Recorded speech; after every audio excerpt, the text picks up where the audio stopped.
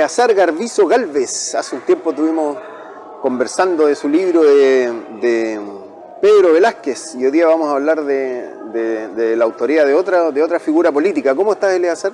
Bien, un gusto nuevamente poder conversar y analizar procesos políticos, de personajes políticos y un poco escuchar las inquietudes que tiene respecto a este trabajo. Perfecto. Por favor, muéstranos el libro de que vamos a hablar ahora. El peso de la rebeldía, Roberto Jacob Jure o Jacob Jure. Partamos por esa. Hay una mezcla y en Ovalle le dicen Jacob, acá le dicen Jacob, Jure, otros dicen Jure, más es Jacob en realidad. Sí. ¿Cuál es la forma, antes de entrar ya al fondo del libro, cuál es la forma, cómo estructuras el libro, en base a qué información lo haces? A ver, siempre las personas piensan de que uno es oportunista para hacer un trabajo periodístico o un libro en realidad. Porque estamos en Chile donde no hay una memoria corta. Sin embargo, las personas que leyeron o han leído el libro se dan cuenta que la primera entrevista que yo le hago es en enero de 1996. Y él se transforma recién concejal en el 2000, recién en el 2000, o por lo menos va a una candidatura alcalde en ese tiempo, porque hay que recordar que solamente a partir del 2004 los alcaldes se eligen por votación directa. Hasta el 2000 tú podías ir de concejal y podías transformarte en alcalde si había una definición por parte del resto de los concejales. ¿Esa primera entrevista cuándo se la haces? En enero del 96, de 1996. ¿Con qué Lo que pasa es que él era presidente comunal del Partido Radical y la forma que él encaraba un poco las preguntas, a mí me llamó la atención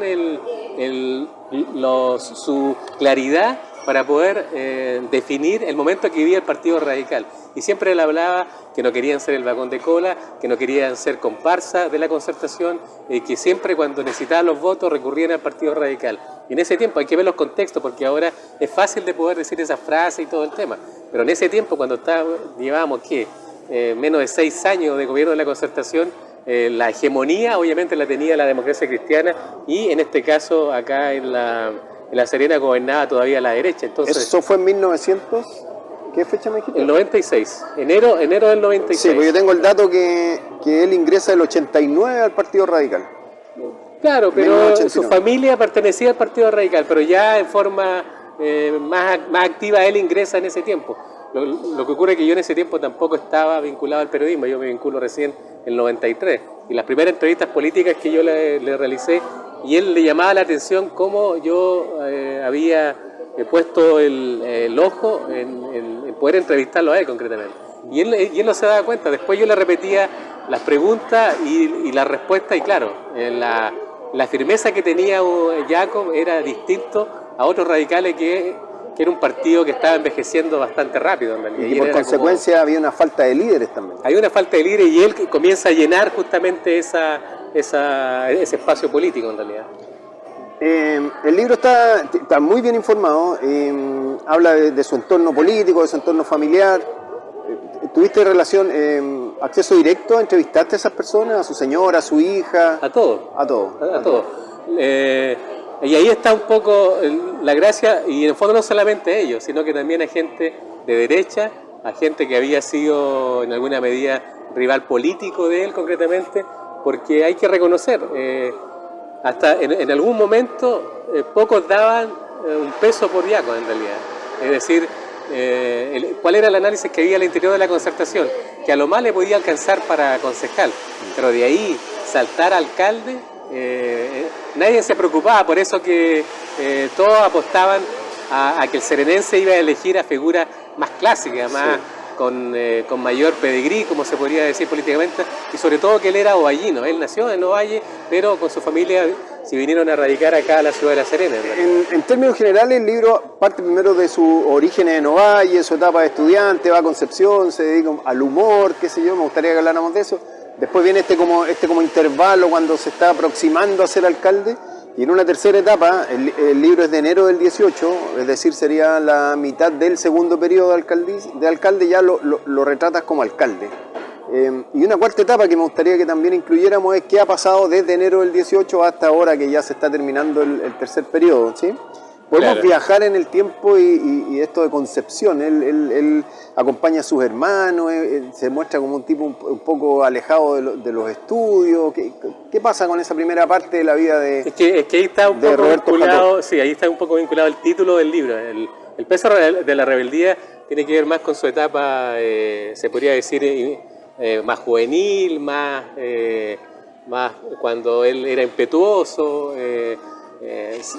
Por ejemplo, cuento una anécdota que en su casa tuvieron que ir los carabineros a bajarlo de un árbol porque él no quería bajarse, en realidad, lanzarse. Él siempre reconoció que no era muy bueno para los estudios, estuvo en diferentes colegios hasta que logró sacar el título de técnico agrícola. En realidad, él trabajó mucho tiempo en el SAC en concreto. En alguna parte dice los estudios no fueron lo suyo. Claro. Sin embargo, él se relaciona, y entiendo que hasta el día de hoy, muy cercano con sus dos hermanos, que son gente que sí, uno es médico y el otro es dentista, ¿sí? Es que si uno ve el afiche inicial de cuando quiso postular, o cuando postuló en realidad alcalde, ¿cuál era el afiche de Roberto Jacob? En un extremo el dentista y en el otro lado el médico. Entonces daba una sensación que ahí había un buen paraguas concretamente. El de apoyo, redes de apoyo. Entonces él en las campañas, ¿qué es lo que hacía?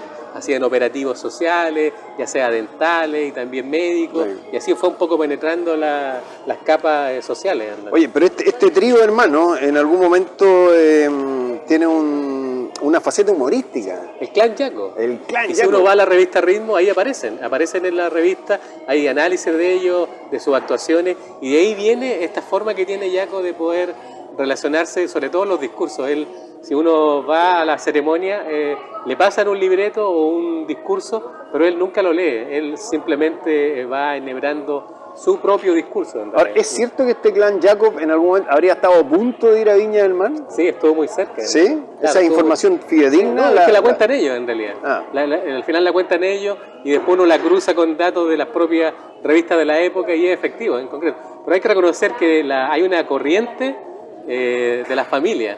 Carlos Velo, un humorista reconocido en Chile, y la faceta viene también por ahí. Claro. O sea, hay como un antecedente familiar respecto a ese tema. Sí, entiendo que era un grupo que gustaba mucho como grupo humorístico.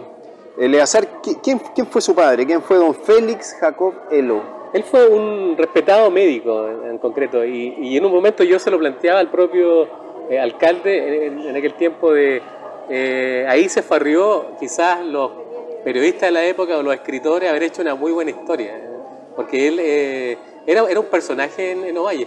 Y ojo que estuvo en Vicuña igual, y de hecho también fue médico de la selección chilena, la que fue al mundial la que estuvo en el mundial del 62 en realidad, estaba dentro de ese grupo de profesionales que apoyaba concretamente a la selección. Entonces tenía muy buen roce social, y lo otro que era de los padres a la antigua, que tampoco permitía muchas libertades en la mesa, pero también hay que reconocer que se casó con una persona de la misma colonia y muy joven en realidad. Él se casó, él con bastante edad, pero su esposa era muy niñita, era muy joven en realidad. Sí, en el libro indicas que él de 35 y ella de 14. Claro.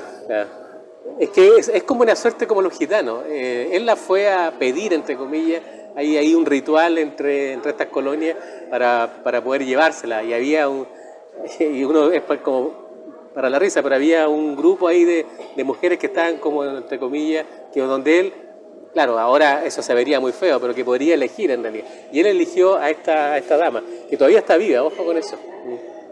O sea, ya tiene su edad, pero todavía acompaña un poco a la familia ya. Ahora, ¿cuál es la relación que establece, según la información que tú manejas, la información que establece Roberto Jacob con su padre, y cuál es la relación que él tiene con su madre?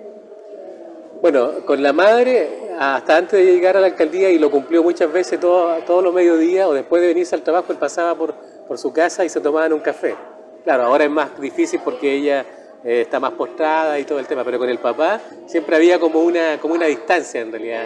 Él era muy, muy severo, era muy, se podría decir, circunspecto, como que no aguantaba muchas libertades en realidad. Pero es como los padres antiguos, en su interior, y eso se lo reconoció después, sí había una suerte de orgullo en realidad de cómo era su personalidad en realidad. Claro, en medio de dos profesionales, o la mayoría profesional, está Roberto Yaco con una personalidad totalmente distinta, más extrovertido, más confrontacional, llevaba su idea, rebelde, como lo plantea un poco el libro. Describes a Roberto Jacob como un tipo algo ríspido, un tipo algo brusco, un tipo algo tosco. ¿Va por ahí la singularidad? Esa es la visión que tienen muchos en realidad. No, yo me formé la convicción que él mezclaba mucho el humor. Claro, por lo que hablábamos de su pasado en este grupo en realidad. Entonces, cuando enfrentaba los discursos, había una mezcla entre humor, dureza en lo político y también una suerte de chispa para poder plantear o dejar en la mesa ciertos temas. De hecho, cuando él estaba en campaña en la primaria interna siempre hablaba: nosotros llegamos acá para recuperar la chispa de la ciudad de La Serena, o queremos que sea mucho más chispeante. Ahí tenía una... no era muy académico para los discursos, y él mismo lo reconocía porque su estudio fue bastante rebelde en ese sentido. Ahora, en esta primera parte del libro, ya empiezan a aparecer ciertos nombres que a mí me gustaría que nos comentara cuál es el peso que han tenido después, que es su hija Daniela, y su esposa, Patricia Villar. Bueno, hay que partir que en el fondo la esposa fue, yo creo que es como el cable a tierra, en realidad. Es como quien pondera. De hecho, en el video, en la entrevista, o cuando lanzamos el libro, ella era de las que pensaba, o era partidaria que no fuera una segunda reelección. Con mayor razón tiene ya que como haberle, alcalde. Y ya, claro, cuando fue alcalde, y ella no era muy partidaria que fuera nuevamente a una reelección. Porque, claro, y ahora uno ve lo que está ocurriendo, se da cuenta de que ella tenía una visión ahí, se puede ser un poco más política en ese sentido, en realidad. Pero cuando parte la carrera política de Roberto Jacob, la hija Daniela y su señora Patricia ya comienzan a hacer un impulso, Claro. porque en ese momento, por lo que tú cuentas en el libro, sus objetivos son ser concejal. Claro, pero él quería, es que lo que hablábamos recién, que hasta el 2000 los candidatos a concejales tenían perfectamente la posibilidad o la opción de ser alcalde. Entonces era como una igualdad para lograr el sillón alcaldicio. No así el 2004, donde hay parte del candidato que tenía que ser alcalde en concreto. El conglomerado elegía un candidato para alcalde y un grupo para concejales. Pero él quería la vuelta larga, es decir, ir como concejal, lograr llegar a ser concejal y de ahí partir una carrera política que terminara en la alcaldía. Pero yo vuelvo a lo que planteaba en un principio, es decir, mientras todos estaban preocupados en otros nombres, él comenzó a hacer un trabajo subterráneo. ¿En qué consistió ese trabajo subterráneo? El trabajo subterráneo es estar muy preocupado y conectado con la gente todos los días. ¿Qué ocurre en Chile? Los candidatos se preocupan en los últimos 5 meses de la reelección, si quieren ir a la reelección en los últimos tiempos. Él no. Él hasta las 12 estaba en el SAC y posteriormente se iba a la oficina de concejal que le quedaba muy cerca y atendía todo su horario de colación. Él salía de colación, se iba a la municipalidad, atendía a la gente y después regresaba a su trabajo. Entonces él lo hizo permanentemente desde el día 1. Entonces después la misma gente se iba dando cuenta de ese fenómeno. Mientras iban a buscar a otro concejal que era más cercano, no estaba en la oficina, sí estaba este concejal radical y él los atendía y le tendía puentes, le abría puertas. Si era un tema más de salud, hablaba con su hermano o con sus conocidos y ahí se fue haciendo un nombre. Eso, ahí empieza cierto cimiento, cierta fundación. Pero con una claridad de lo que quería. Él sabía que si él seguía en esa misma línea, en algún momento se le iba a dar la oportunidad para poder lograr por lo menos una primaria. Por eso que si uno revisa en una parte del texto, en un momento él creía que era el momento. Estamos hablando de la elección del 2008, en octubre del 2008, él creía que en esa oportunidad ya estaba como en condiciones de poder dar el salto, no lo dejaron y él quedó ahí con la sensación que a la siguiente tampoco lo iban a dejar. Por eso que ya él le anticipó a su colectividad, a su partido, que ese era el último periodo concejal, pero él iba a ir sí o sí por la alcaldía en el 2012, por su partido o como independiente o fuera de pacto, iba a buscar la fórmula. Sí. Antes que entremos en esa parte, el famoso discurso de los porotos en la plaza de Ovalle, dice a finales de la década de los 60 en la plaza de armas de Ovalle se realizó una concentración política que para los ovallinos fue una más, pero no para un adolescente, Roberto Jacob Jurek. En la primera fila estaban las autoridades de la zona y representantes de conspicuas familias de la capital de Limarí. Las miradas estaban en la figura del diputado Cipriano Pontigo y el senador radical Hugo Miranda. Jacob, nervioso, como presidente de la Federación de Estudiantes de la Escuela Agrícola de Ovalle, le correspondía hablar. Preparó un discurso que se le perdió al momento de pronunciarlo. Luego que cambió el orden de los oradores, no quedaba más que improvisar. Y bueno, cuando estaba por comenzar, él dice: señores políticos, esta gente no quiere un plato de politiquerías, sino que un plato de porotos. Los asistentes enfervorizados lo aplaudieron a rabiar. ¿Cómo interpreta ese evento? Ese fue, ese estilo es el mismo que ha repetido siempre. Es decir, la gente va con una idea y él cambia un poco el eje, cambia un poco sus prioridades y observa mucho lo que está ocurriendo, lo que están hablando los otros, en el ambiente que está, y él, utilizando la fortaleza blanda de humorista, va y dice: ya quise por acá. Es decir, sin tanta retórica en realidad, pero sí con una convicción o con una picardía, con un estilo bien particular en realidad. Hay otra faceta que yo siento que tú recalcas mucho, que es acto seguido, digamos, ya partiendo con esta etapa cuando él ya es concejal, que dice que estando en el Partido Radical, él libra una lucha, primero por ser ovallino, y por lo tanto por ser mirado un poquito menos, por ser desconocido. ¿Eso lo vuelve más fuerte también a él? Claro, un poco desconocido, y lo otro, el tema de los títulos. Lamentablemente los partidos políticos, sobre todo los más tradicionales, apelan mucho a las credenciales que tienen los candidatos. Sin embargo, Yaco se da cuenta que La Serena no solamente es de San Joaquín, Serena Golf o la Avenida del Mar, se da cuenta de las compañías, se da cuenta de la antena, se da cuenta de la ruralidad. Y él ahí advierte en concreto que para ese público no hay que tener grandes discursos. Los de acá, como dijo en su momento Pablo Longueira, los ricos se cuidan solos, ellos se cuidan solos. Sin embargo, coloca el foco Jacob en los más desposeídos, en quienes más requieren ayuda. Y ahí está, si uno sigue la lógica de sus administraciones, tiene que ver con eso.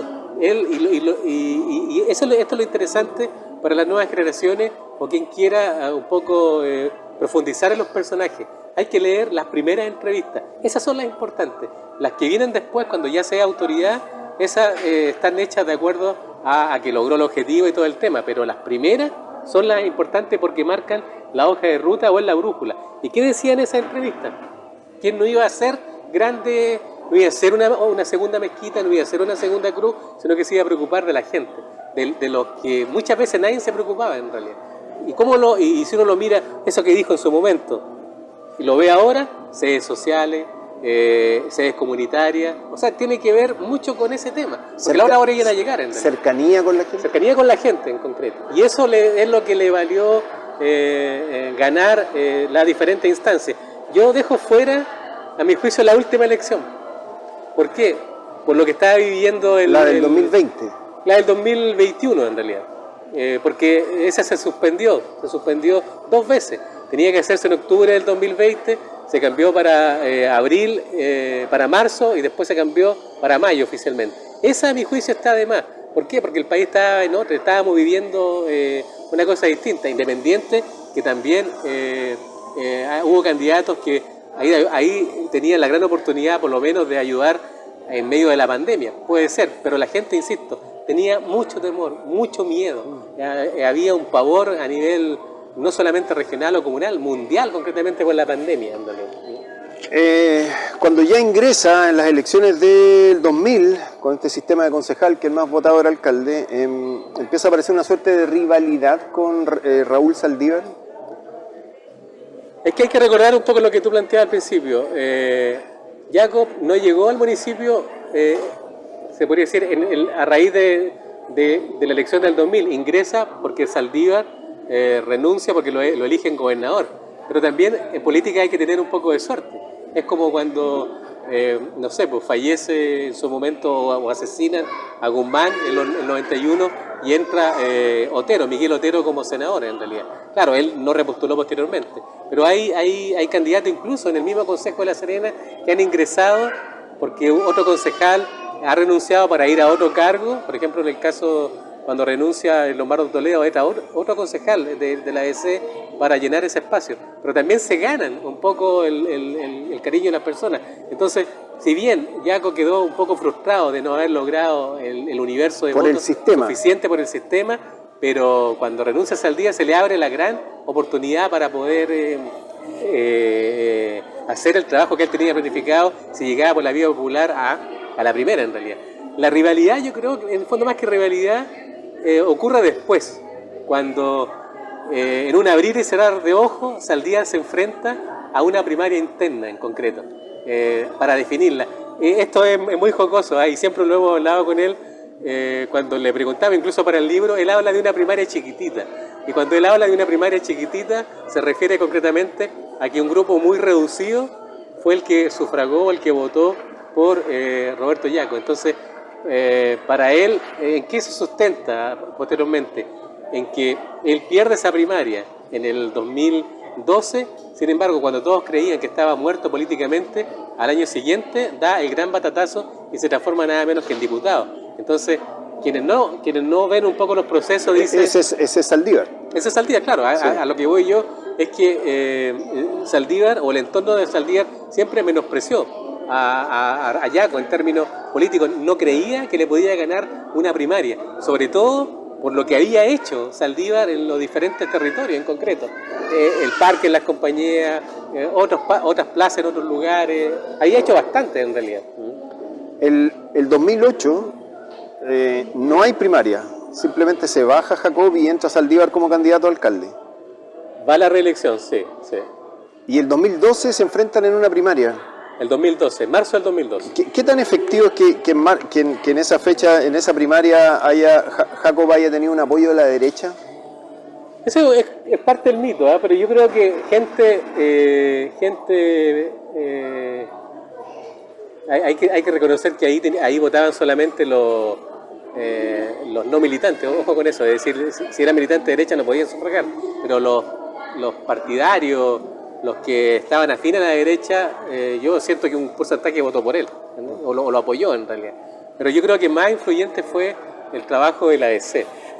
La ADC fue clave en realidad. Es decir, la figura, por ejemplo, de Fuente Alba se inclinó hacia Saldívar, porque eran amigos, trabajaban en la municipalidad, o habían trabajado en la municipalidad. Pero el sector más influyente, que en ese tiempo todavía era liderado por Pizarro, obviamente se inclinó por Roberto Jaco. Yo creo que ahí hubo un antes y un después en el tema de los apoyos en concreto. Porque hay que reconocer que esto ocurrió en el 2012 y en el 2013 había una campaña senatorial, donde tenían que elegir senadores. Y era obvio que si Pizarro o ese sector de la ADC apoyaba a Jaco, la vuelta de mano iba a venir hacia la figura de Pizarro concretamente. Pero también significaba que iban a inocular cierta gente partidaria en la municipalidad en este caso. Iba a llegar un cuoteo político, se tenía que concretar. Es que eso ha ocurrido de siempre en realidad, en todos los gobiernos. Es decir, si uno se recuerda cómo llega Saldívar a ser alcalde en el 92, nadie creía que Saldívar iba a ser alcalde en el 92, que al final compartió el periodo con Peñafiel. En aquel tiempo estaban estos suerte de candidatos compartidos, es decir, 2 años estuvo Saldívar y 2 años estuvo Peñafiel. Entonces ahí, y por ese triunfo de Saldívar, él tuvo que ceder bastantes cuotas para la democracia cristiana al interior del municipio, en realidad. ¿Destacas que se empieza a mostrar un Roberto Jacob menos ansioso, menos irreflexivo, se vuelve más prudente también políticamente?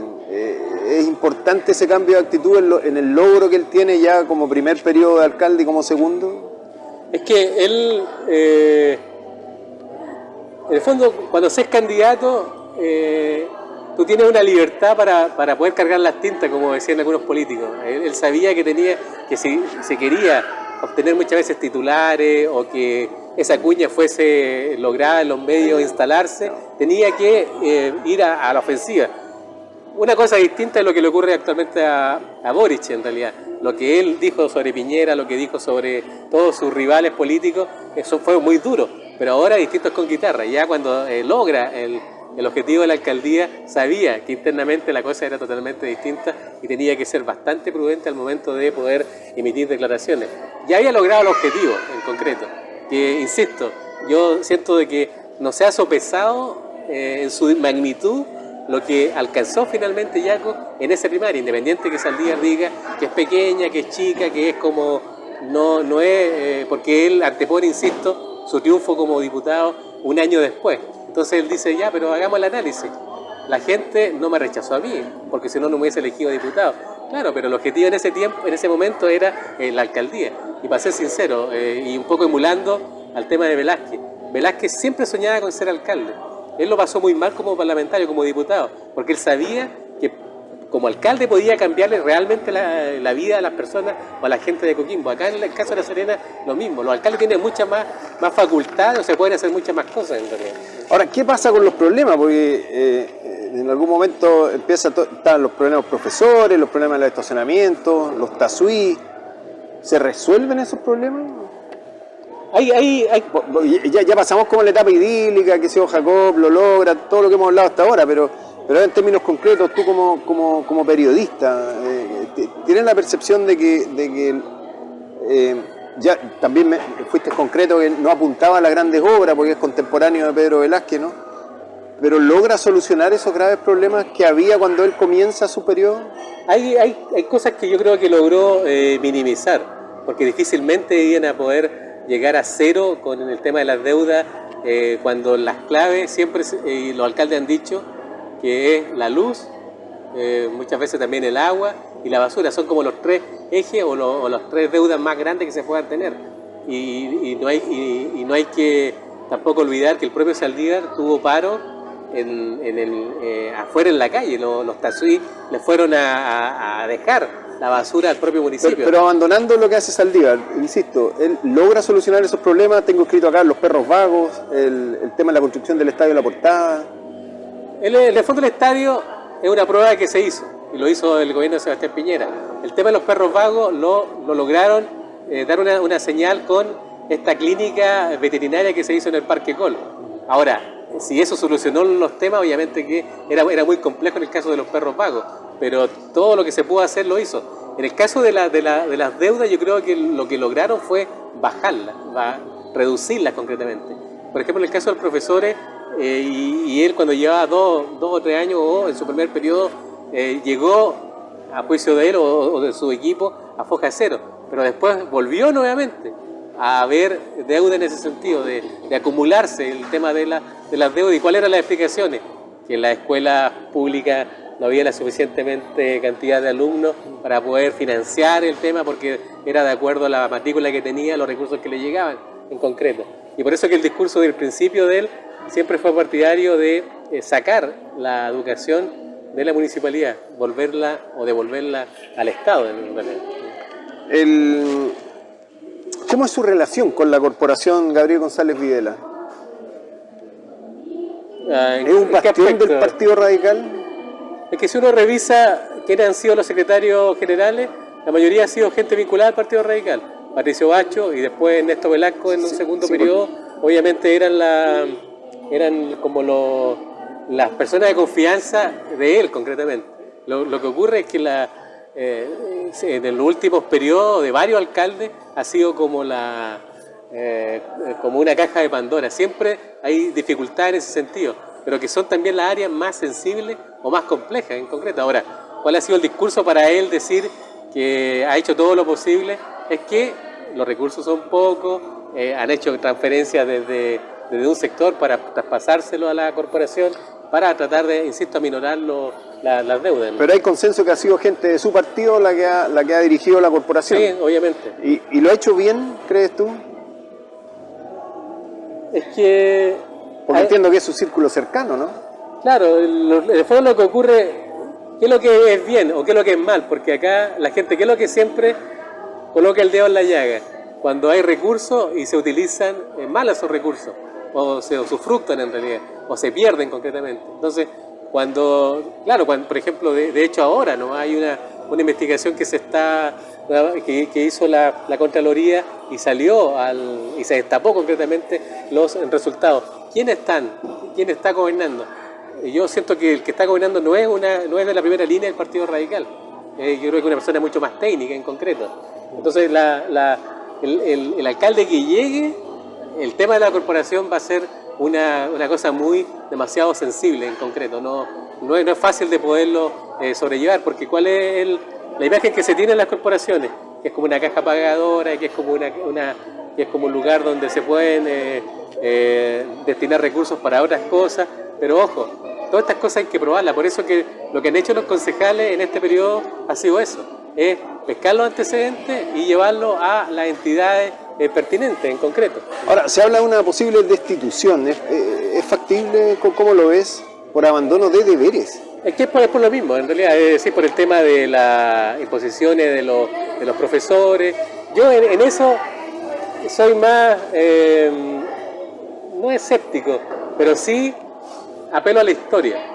Los dictámenes de las Contralorías o de las entidades no son per se en realidad. No es que tengan que ellos saquen un dictamen o saquen un informe y al día siguiente se tienen que destituir. No. ¿Y dónde uno lo vio? Con la alcaldesa Peñafiel, el 97-98. Un informe fue lapidario en contra de ella y todos creían al día siguiente que ella tenía que irse. Cuando se acusó que tenía negociación incompatible con el dueño del casino de juego de Coquimbo y que había falsificación de firma por parte de la secretaria municipal, cosa muy grave, demasiado grave. Pero al final, si tú revisas la historia y vas a los mismos medios, no pasó absolutamente nada concretamente. Estamos terminando el tercer periodo, Jacobi, el último. ¿Podría él postular a ser diputado o algo para continuaría su carrera política? Yo siento que no, porque él ya en su momento tuvo ahí no es un error comunicacional, pero él dijo cuando gana la segunda elección que no iba a ser candidato nunca más, o ya no se iba a presentar a ninguna reelección más. Entonces después sale con otro discurso en concreto, que acepta ser candidato nuevamente en realidad. Lo que pasa es que el consejo que le tocó ahora es muy distinto al que le ha tocado o al que le tocó cuando él era alcalde en concreto. ¿Es más duro el de ahora? Es mucho más joven, es mucho más político concretamente en ese sentido. Pero ojo, igual de concejales que han pertenecido a otras colectividades y se han cambiado de partido y que también tienen una aspiración política electoral. Entonces uno se pregunta, todo esto que se está haciendo, ¿cuál es el objetivo final? ¿Realmente de demostrar que él hizo una mala gestión o efectivamente lograr ahí generar daño? No solamente quizás a Yaco, porque Yaco, insisto, siento que, y él lo ha planteado, o se lo he escuchado a su círculo cercano, que él ya no se va a ir a su casa donde tiene sus animales. Eso es lo que viene en el futuro. Eso es lo que quiere él, disfrutar de los nietos y todo el tema. Yo pensé en un momento que la hija, cuando tú planteabas en su momento, podría ser la heredera política, y yo lo creí en su momento en realidad. Y estaba como todo dado concretamente, pero parece que algo ocurrió ahí y no siguió un poco esa misma línea, ¿no? Pero como para redondear eso, efectivamente Daniela ha sido una figura importante en la carrera política. Todas las decisiones en sus campañas las maneja su hija. ¿Qué es lo que ha aportado, qué es lo que aportó Daniela en estos tres periodos? En el fondo pragmatismo, o por lo menos los dos iniciales, en el fondo pragmatismo, de armar equipos, de poder aterrizar en ciertas cosas, de armarle un poco el tema de la campaña, y él preocuparse de muchas veces porque lo otro que un poco aparece en el libro tiene que ver con que él sabe o tiene claro quiénes son realmente las personas que desde el día 1 estuvieron con él. Y en eso no se pierde en realidad. Él está consciente que hay un grupo que se subió al carro de la victoria posteriormente cuando él gana. Entonces, él está consciente de eso y por eso que tiene que tratar de blindarse o confiar en la persona más cercana, y en este caso es en la hija. La sangre de su sangre. Claro. No puedo dejar de preguntar, ¿a quién ves como candidato? Como alcalde es que ya en estas elecciones que se avecinan. Es que ya se han dado señales en ese sentido, en realidad. Más allá de que en enero había un acuerdo, incluso que incluía la democracia cristiana, de llevar candidato único en La Serena, el que mantiene, que es la norma, la carta del radicalismo, obviamente, Ernesto Velasco, el exsecretario de la corporación, que ha sido varias veces candidato a diputado, no ha logrado el objetivo, pero ahora quiere nuevamente intentarlo en ese sentido, ¿no? Pero luego que Jacob fuera este líder del Partido Radical, en alguna parte tú indicas que después de 27 años un radical llega a la municipalidad. ¿Velasco tiene el peso que en algún momento tuvo o que tiene todavía Jacob dentro del Partido Radical? Es que en el fondo Velasco es un líder nacional, hay que partir por ahí. Él fue varias veces presidente a nivel nacional, fue el que lideró la campaña de Alejandro Guillén en su momento para presidente de Chile en concreto. Ahora, los tiempos cambian y el gran golpe lo dio Boris al transformarse en presidente de Chile. La gente quiere caras nuevas, pero ojo, la gente también, sobre todo en La Serena, apuesta muchas veces a gente con un poco más de experiencia en realidad, y en eso, si uno le sigue la historia a Velasco, tendría más experiencia en ese sentido. Fue intendente de Santiago en su momento, en el tiempo de Freire en realidad. Es decir, ¿tú vaticinarías un triunfo de Velasco? No, un triunfo así per se, no, porque las elecciones, tú tienes que ya ver cuando los candidatos estén nominados, porque ojo, esto puede cambiar radicalmente. ¿En qué sentido? Que ya el Partido Comunista igual lanzó el nombre de Rayén de Pocomosque. ¿Le ves probabilidades a ella? Entonces ahí puede haber una primaria, pueden forzar una primaria. Entonces yo me quedo, mira, el senador Gaona, Sergio Gaona de la UDI, tiene una frase que yo le encuentro que es genial. Si yo quiero ser senador, presidente de la República o cualquier cargo, tengo que ganarle, aunque traigan de la NASA a alguien, dice él. Si no es capaz de ganarle a esa persona con la cual él está compitiendo, no hay ni que llorar. O sea, al final si pierde, se va a dar cuenta que finalmente no era tan potente como realmente se veía. Entonces, no hay que tenerle miedo en realidad a los candidatos. Distinto es lo que querían hacer con Yaco en su momento, dejarlo fuera por secretaría. Por eso que él pujó mucho por la primaria. Y cuando se la dan o cuando se genera esa primaria, él dice aquí es mi gran oportunidad, porque ya tenía muchos avales. Te lo voy a preguntar de otra manera. ¿Crees que haya primaria yo siento que sí. En el sector centro-izquierda?